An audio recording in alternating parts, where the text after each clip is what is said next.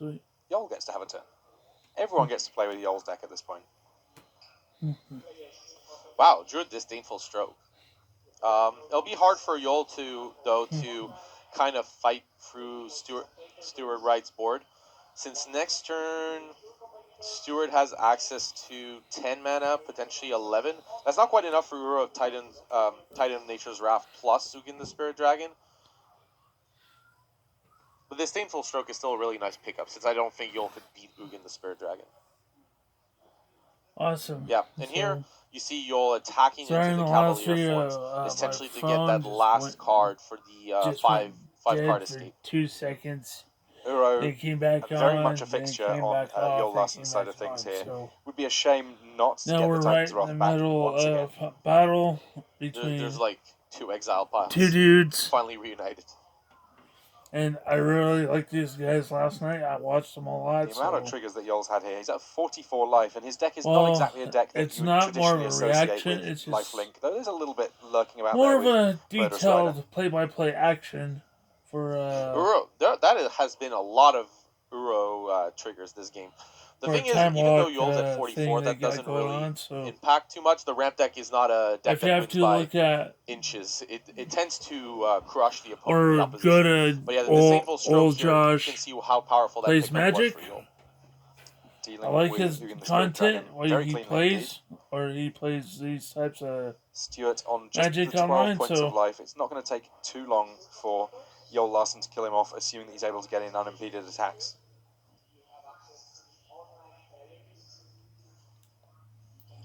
and like I said to my friend last night, Yol just needs to find a actually, little bit more you know, damage. I'm not Has a recording Tireless it, Tracker. so Tireless Tracker these guys do want to has the make me potential to wet get my pretty pants. large, especially as Uro's allowing more lands to come into play. Yeah, Tireless Tracker and Uro Titan of Nature's And Wrath are a really nice combo of both pressure that's just pretty much it for that. and card advantage. So much card drawing now I available just to wish Yol I Larsen. had He's outdrawing screen, Stewart Wright substantially thanks to Uro and screen record Tireless on Tracker my working in tandem. on my laptop, so It's I still can actually all record going to go away to a Ugin the Spirit Dragon and potentially. actually record on there. I think this should be. Gain a bit more life, put another land in play, get another clue. And of course, with Nissa in play, really trivial right to now, find 2 mana to these guys sacrifice want to clues. make me wet Yeah, my and pants. Stewart Wright deciding to put Emrakul the Promised End on Well, top. one of them does. It's relatively difficult to cast just because there's only an instant in the graveyard. It costs 12 Joe mana. Larson, if you're watching That this, said, any I'm spell doing from your Yol's side that isn't match. instant will I'm allow that giving it Emrakul a the Promised grade. End to be played. Awesome. It's card types in your graveyard, right? For Emrakul. Oh, my bad. So Sorry, yeah. It's a little bit easier, but it's... At this point, there's enough mana available for Right Stewart now, that it's things awesome. not too terrible for him. Watch I think YouTube. Stewart's going to It's be raining really far ahead. outside. Even though all this Or looked great, was drawing raining, it's hot cards, here now. making clues, it's all pretty irrelevant what, in the turning face of on Ugin the the Spirit fan? Dragon. Unless it's traverse the Ulvenwald, Yeah, I'm turning on the fan. well, you It's can only get hot a here. basic here, right? Yeah, not too many cards at the moment in Yol Larsen's graveyard, and in fact, he has a search through for a basic and cannot find one. Actually, you know what? I might as well open up a window. I guess also figuring out exactly how good or not Nissa's ultimate may be. I mean, making lands into creatures here is pretty good because they are colourless permanents that Ugin's not going to be dealing with anything but +1 or +2. I'm a little surprised to see Emrakul the Promised End here, just because it would give Yol Larsen another turn. With Nissa at 8, it actually does make sense, though, because it gives a natural way for Stewart to get rid of the Nissa. I mean, giving your lands indestructible sounds great, but if there are no lands in play, then that's a problem. Well, Thoughtseize can target a player, so that's already a good start. Ready low on socks. So, yeah. Stewart can -8, failed to find, but look at the deck. Figure out how many threats are left in there. Hostage Taker seems really nice against Emrakul the Promised End. Oh yeah, I'll borrow that one very happily. Yeah. The Thoughtseize is a horrible draw, though, for Yol. Not just because Stewart is capable of attacking with Uro, Titan of Nature's Wrath, potentially, and getting rid of Yol's own card. It's at least just getting discarded to itself. So, Stewart actually elects to just attack with Tireless Tracker, killing off one source of card advantage for Yol Larsen.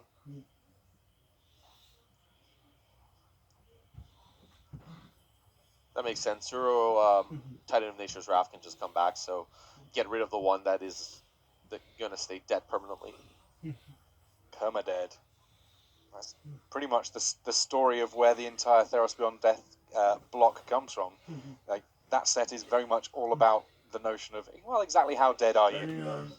Yeah, and you see here Yol attacking with all 3 creatures because Yol's not going to win a long game, so it makes complete sense to make this attack here. Uro can come back, and if Murderous Rider goes, it's not so bad. Alright, so are we finally hitting a point where Stuart Wright might be able to chip through for some damage here with that Emrakul? I think we're just going to see World Breaker here first. He does get rid of the land kind of cleanly. Lovely stuff, like a bit of that. Yeah, get back Uro, Titan of Nature's Wrath, develop your board. Yeah, unlike last turn, Ugin the Spirit Dragon would not do much here, so it makes sense to go for World Breaker plus Uro. But Mystical Dispute actually gets the Uro. Pretty tough to have a Mystical Dispute be relevant at this stage in the game, but as it turns out, Yol Larsen finding an appropriate time for it. Yeah, I mean, I'm not sure how Yol wins this game. The Uro can come back. Tireless Trackers already seems like a big help to start. So here's the thing. Stuart Wright wins this game, which will take him a few turns. We're going to have a game 3 here. And I'm really not quite sure exactly how much time there is left on this round. We obviously jumped in at Time Walk, but we jumped in at game 2, so... Yeah, this has been an epic game. This has been far more grindy than it typically would be.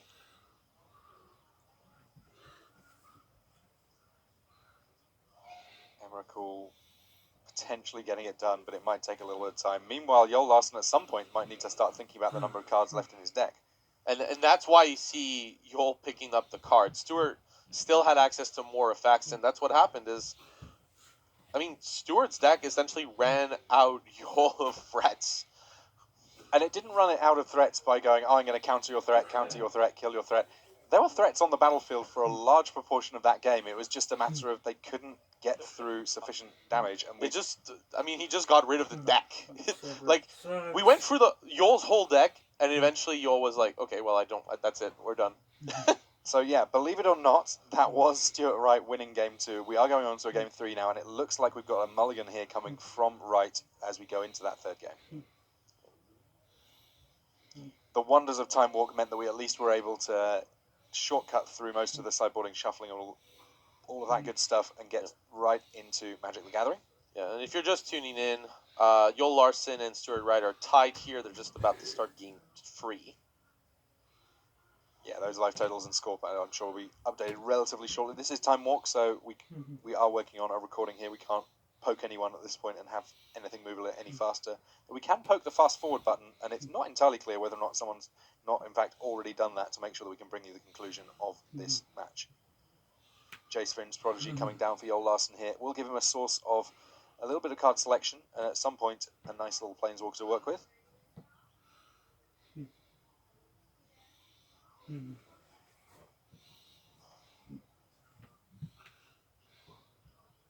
Initially discarding Corsair Crucifix, that one an enchantment and a creature, so in terms of Delirium, pretty efficient choice to discard, and here comes Uro. The story of this match, both these players have 4 copies of Uro, Titan of Nature's Wrath.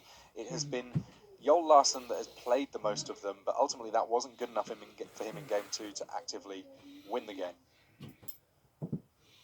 This is Pilgrimage coming from Stuart Wright, so he's able to pick up a few extra lands. The extra lands that you have in hand from Mrs. Pilgrimage get extra good when you do have your Uro on board, because it just gives you a way of having the lands to put into play to get maximum value out of that trigger. That it can indeed would be one of the problems with Uro Titan of Nature's Wrath, is making sure that you have a steady flow of lands to put into play. So, yeah, and this was Pilgrimage, I mean, works quite well. I think Cultivate was the card that was traditionally played before, but the fact that Spell Mastery can get you that third forest is really important. This is a really nice pressure play by Yol. Being able to fire off a turn 4 Nissa who shakes the world plus a Thoughtseize. I like it a lot, and he's going to see a fairly potent hand here. There's Hydroid Krasis, which obviously is a bit of a beater, but Ugin the Spirit Dragon is a bit of a problem card for Yol Larsen, and even just knowing about the mystical dispute that's in Stuart Wright's hand does make his life a little bit easier as we get into the mid-game here. But the Sorry, thing for I me had here to is that do something Yol real actually quick. has a play that would put him really far ahead. With Nissa, who shakes the world in play, you can take the Hydroid Krasis, which ensures that Stuart can't really do much next turn. And then you have Jace Vryn's Prodigy that can transform into Jace Telepath Unbound and essentially recast that Thoughtseize and get rid of Ugin the Spirit Dragon. And I believe Yol has Mystical in Dispute in hand. So that's going to be a really nice piece of synergy because it's pressure plus disruption, which is exactly what you need to take down the ramp decks. It's not usually what these mid-range decks can perform, but Yol's going to manage it, I think, here. So Stuart doing a good job of ramping this turn with Growth Spiral into that Nissa's Pilgrimage that we saw. Spell Mastery now very much active, so he's able to fetch up 3 forests in total. And this does mean that Haymakers are pretty much online for Stuart from here for the rest of this watching game. everything else has known to The mankind. question will be, of course, how many Haymakers he can actually Right now, find I'm and resolve just when there's the likes debating of on what to Jace give bringing this back match. Thoughtseizes. Besides to wet my pants, Yeah, for sure, solid Yol's A line is for going to awesome. involve... Oh, wow, that's also another Thoughtseize? I believe so, yeah. I don't think it's needed. Actually, wait, does this unlock something different? With Thoughtseize in hand, now you can have the Uro Titan of Nature's Wrath escape.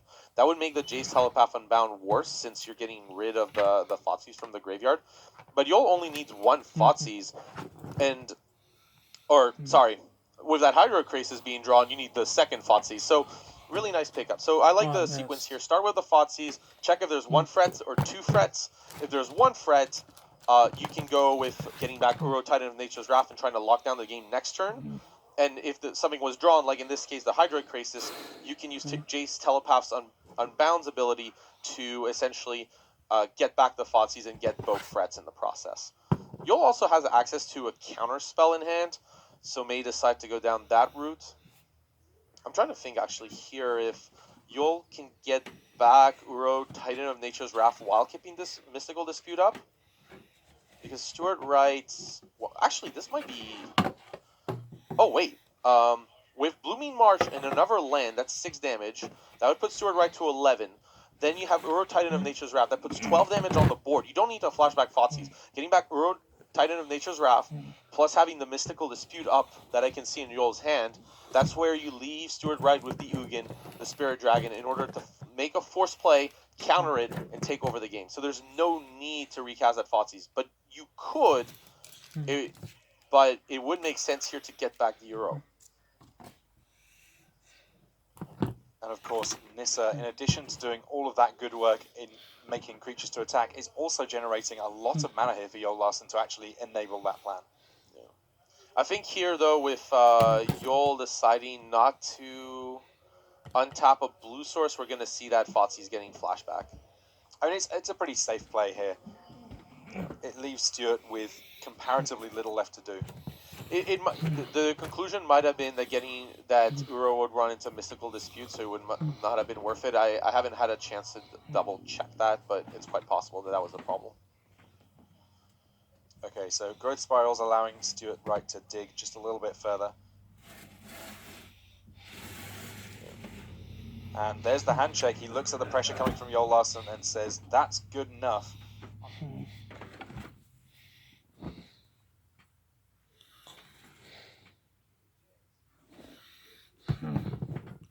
Guess that's the end of the match. Besides all that, I'm going to give it an A for awesome.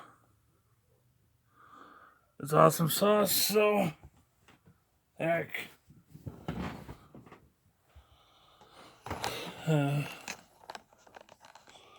Yeah, earlier I had to straighten that mess out of flyer. My room was filled with dirty clothes, so I had to... Actually, that half, so I had to bust out my, my thing, so my hamper, so I had to think about it, so. Like, comment below this video, smash that like button, hit the notification bell, and subscribe. This is Crazy Magic Hawkman, signing out.